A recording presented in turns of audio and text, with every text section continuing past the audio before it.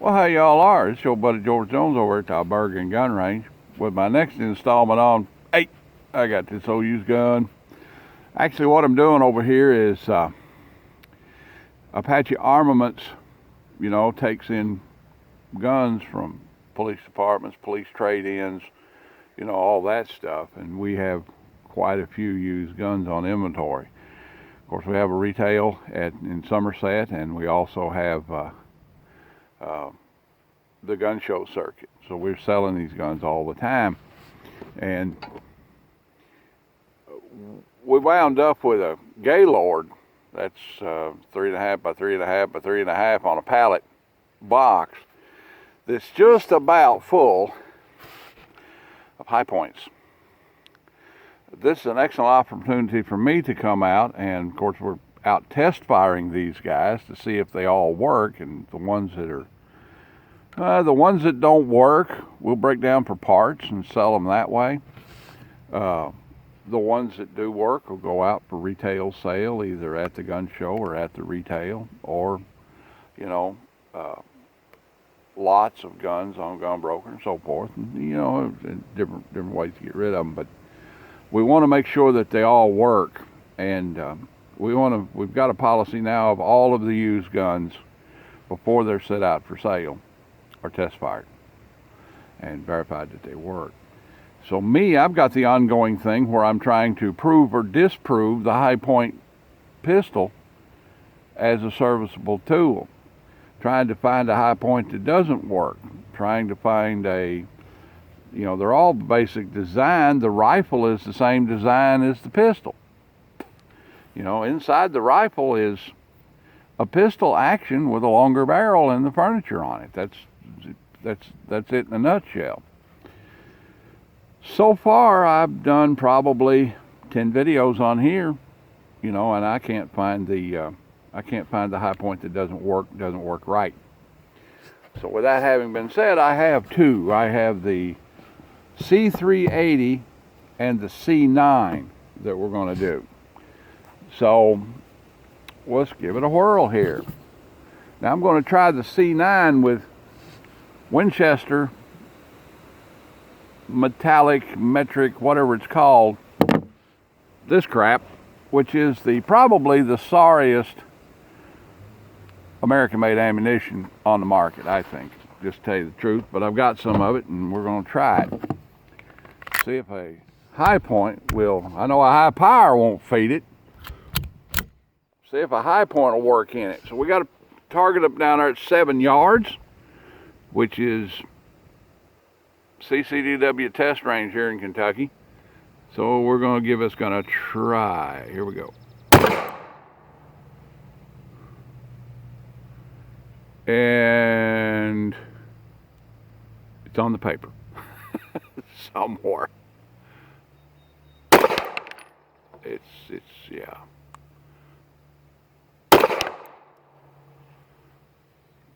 Yeah. It's got a horrible trigger and it shoots real bad to the left.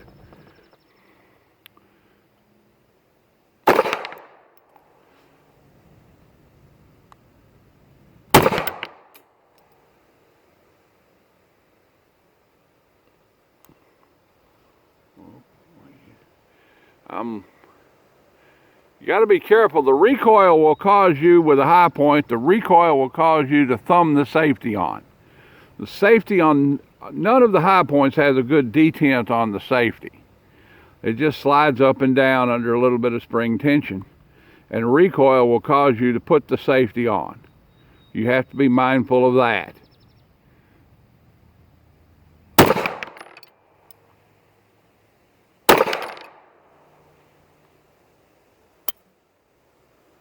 I didn't like that. I didn't like that at all. And it's just, this older one that doesn't have slide stop on it. I think that one functioned every time with that crappy ammo in it. Let's try the C380, see how it does. This is with 6 Sauer brand ammunition. Just happened to be what I had laying around. did the Sig Sauer factory tour last year, and they wound up giving me a bunch of ammunition, and I bought a bunch more. That's a bullseye.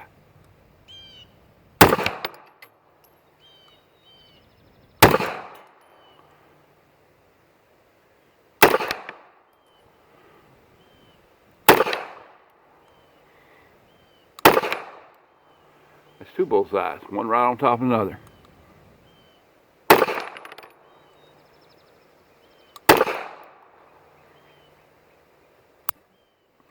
Apparently this.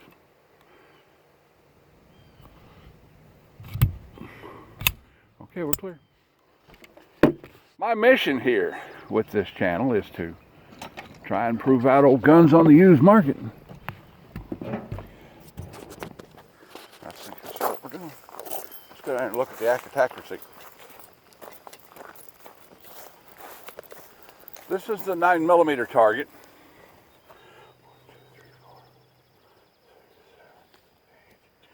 1, 2, 3, 4, 5, 6, 7, 8. Yeah, it may have been plumb off the target. I think one of them's over here. The 380 is a little bit better shooter. It groups in a little bit better. Okay. Overall, at 7 yards, yeah, that's enough accuracy to defend yourself efficiently. The problem with the high point is, and I've always stated this, is it's just too big and clunky to carry around. House gun, car gun, boat gun, tractor gun, yeah, we'd be good there.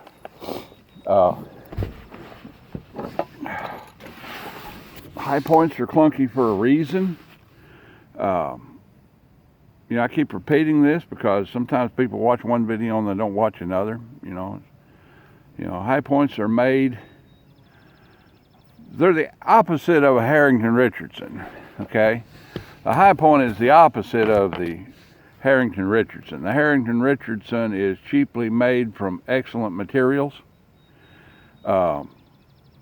And the high point is cheaply made from poor materials. There are standards that they have to meet. The barrels, the chamber pressure, breech pressure, and so forth, you know, has to be to a certain standard. The federal government sets that guideline.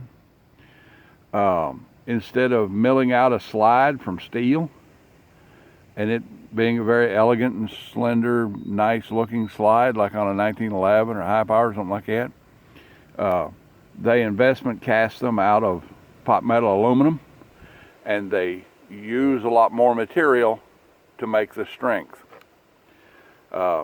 They're not a very pleasant gun to look at. They're not a real pleasant gun to shoot. They're no kind of a concealed carry gun simply because of their bulk and weight. However, they do have a place. A tractor toolbox is a great place to have a high point. You know, a glove compartment, center console, or door pocket is a great place to have a high point. You know, a bureau drawer, or, you know, on top of the refrigerator next to the kitchen door is an excellent place to have a high point if the wolf comes and you need to repel him.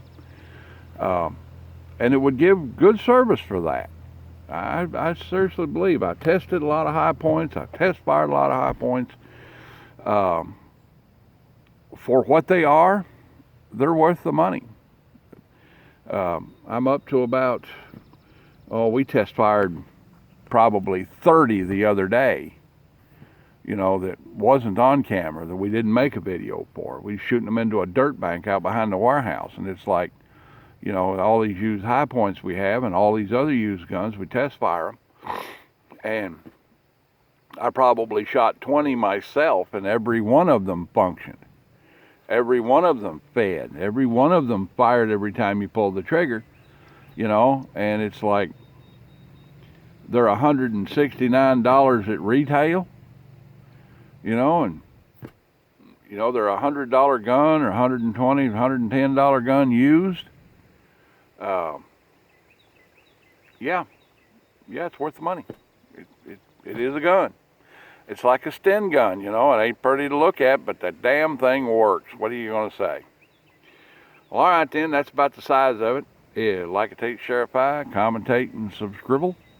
Uh, if you like my content, want to support me a little bit, drop me an old dollar in the Patreon bucket on the way out the door. If you don't, that's fine too. I'll keep making content for you because I like doing it. All right then, we'll see y'all when we see you.